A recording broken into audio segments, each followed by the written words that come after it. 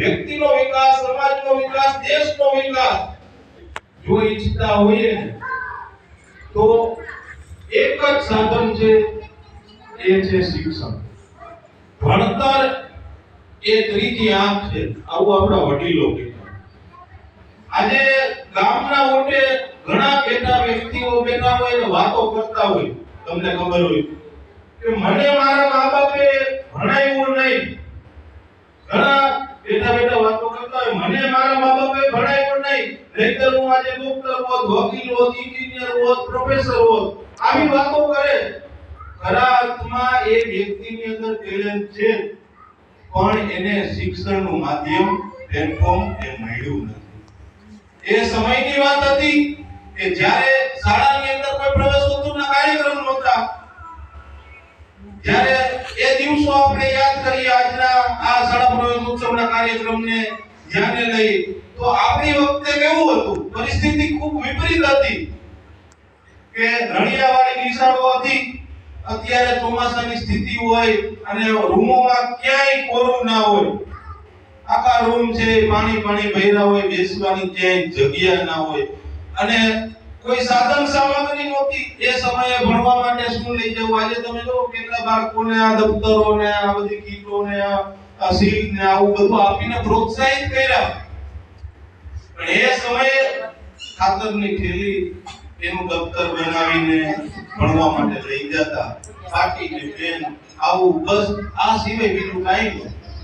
આવી પરિસ્થિતિની અંદર આપણે બધા ભણ્યા છે. આજે પરિસ્થિતિ બદલાઈ, વિશાળ ઇન્ફ્રાસ્ટ્રક્ચર આજે ગુજરાતની તમામ પ્રાથમિક શાળાઓની અંદર છે. કમ્પ્યુટર લેબ, લાઇબ્રેરી, મધ્યાભોજનની સુવિધા, મફત પાઠ્યપુસ્તક, ટ્રાન્સપોર્ટેશનની સુવિધાઓ, વિવિધ યોજનાઓ સરકારની આપણી સાથે છે. સ્કોલરશિપની વિવિધ યોજનાઓ સામે આવીને સરકાર કહે છે કે આમાં તમારા બાળકોને આ યોજનાનો લાભ અપાવો. સીઈટી છે, જ્ઞાન સાધના છે, એનએમએમએસ છે, જવાહર નવોદય વિદ્યાલયો, પુષ્કળ પ્રમાણમાં યોજનાઓ. આજે બધું મફત. સરકારી શાળામાં આ બધી સુવિધાઓ મફત છે, તોય છતાં આપને મોહ છે નો છે પીળી બસનો મોહ, કે જેવી બસ પીળી આવી ગામમાં અને બધા વિદ્યાર્થીને બેસાડીને જવાનું. મિત્રો, આજે આ અભિગમ બદલવાનો સમય છે કે જે પ્રાઇવેટ સ્કૂલોની બસો આપણા ગામમાં આવે છે ને, અને એ પ્રાઇવેટનું શિક્ષણ કેવું છે અને સરકારી શાળાનું શિક્ષણ કેવું છે ને, એને કમ્પેર કરવાનો ટાઈમ આજે આવી ગયો છે. ટોટલી ભૌતિક સુવિધા, વેલ ક્વોલિફાઈડ એજ્યુકેટેડ સ્ટાફ એ નિમણૂક આજે સરકારી શાળાઓની અંદર છે. અને પ્રાઇવેટ શાળાના વિદ્યાર્થી ભણતા હોય ને, તમે પૂછજો કે સરકારી શાળાનું એક વાર્ષિક પરીક્ષાનું કે 6 માસિક પરીક્ષાનું પેપર તમે એને આપજો, અને તમારા પ્રાઇવેટમાં કોઈ બાળક તમારા ધ્યાનમાં હોય ને ભણતું હોય ને કહેજો કે આ સોલ્વ કરીને બતાય. ઈ બાળક એમ કહેશે કે આવું છે કે અમારે કઈ ભણવામાં આવતું નથી.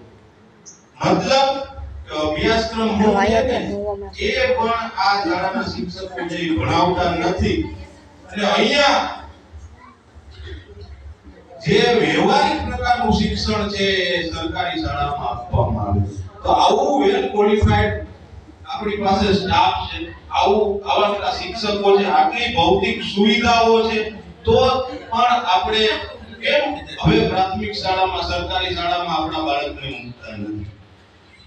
કોઈ પણ ક્ષેત્રમાં સક્સેસફુલ વ્યક્તિ લઈ લો, કોઈ ક્ષેત્રમાં હોય, એની પાછળનું બેકગ્રાઉન્ડ તમે તપાસશો તો એ વ્યક્તિ સરકારી શાળામાં ભણેલો જ છે, જેને ક્યાંય પ્રાઇવેટ શિક્ષણ લીધેલું નથી અને આજે એ ક્યાંય ઉચ્ચ લેવલે સિદ્ધિ પ્રાપ્ત કરેલા. તો આવા વ્યક્તિઓ સરકારી શાળાની દેન છે. ભવિષ્યમાં ભૂતકાળમાં સરકારી શાળા એક જ વિકલ્પ હતો. કોઈ પણ અધિકારીઓ નથી મળ્યા, રમતવીરો નથી મળ્યા, ખેલાડીઓ નથી મળ્યા, છતાં પણ આપણો અભિગમ કેમ બદલામ, આ બાબતે આપણે વિચાર કરવાની જરૂર છે. એટલે પ્રાઇવેટ શાળાઓનો મોહ મૂકી અને સરકારી શાળામાં આપણા બાળકોને એડમિશન છે અપાવવું જોઈએ, આવો આગ્રહ આપણે તમામ વાલીઓએ રાખવો જોઈએ. સાથે આજે જે વિદ્યાર્થીઓએ બાલવાટિકા ધોરણ પહેલામાં આંગણવાડીમાં પ્રવેશ લીધો છે અને ભવિષ્યમાં ઉચ્ચ શિક્ષણ પ્રાપ્ત કરવાના છે, એ બાળકોને પણ એક તકો છે કે આજનો સમય જે વિજ્ઞાન ટેકનોલોજીનો યુગ છે, ઘણા બધા ટેકનોલોજીના સાધનો આપણા ભણતરમાં આપણા સાથે છે અને ભણવાનું છે.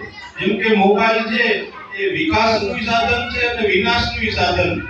તો આ બાળકોને પણ મારી અપીલ છે કે મોબાઈલનો ઉપયોગ આપણે કઈ રીતે કરવો એ તમે તમારા ભણતરના સંદર્ભમાં એનો વિકાસ છે એને જોઈએ અને એનો ઉપયોગ કરીને આપણે આગળ વધવું જોઈએ. આપણે આપણા ઘરની પરિસ્થિતિ શું છે, આપણા ઘરે કેવી, આપણા મા-બાપ શું કરે છે, એ પ્રશ્ન છે એ સતત આપણા મનમાં ચિંતન કરવો જોઈએ કે મને મારા મા-બાપ જે એ આવી પરિસ્થિતિમાં ભણાવે છે, મારા ઘરની પરિસ્થિતિ આવી છે અને એ મને સરસ મજાની ભણવાની સગવડ કરી આપે છે, તો હું શા માટે ના ભણું?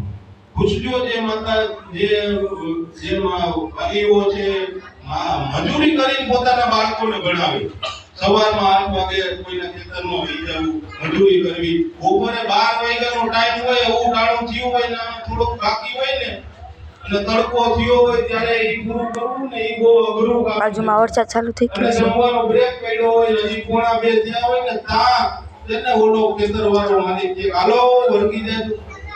આવી કન્ડિશનમાં આપણા મા-બાપ છે કાળી મજૂરી કરીને આપણે ભણાવે, એની મજૂરી છે વ્યર્થ ના જાય એ પણ જોજો. અંતમાં જે બાળકોએ આજે બાલવાટિકાને પહેલા ધોરણમાં પ્રવેશ મેળવ્યો છે એ તમામ બાળકો ખૂબ ઊંચાઈના શિખરો સર કરે તેવી અભ્યર્થના સાથે મારી વાત પૂરી કરું છું. જય ગરવી.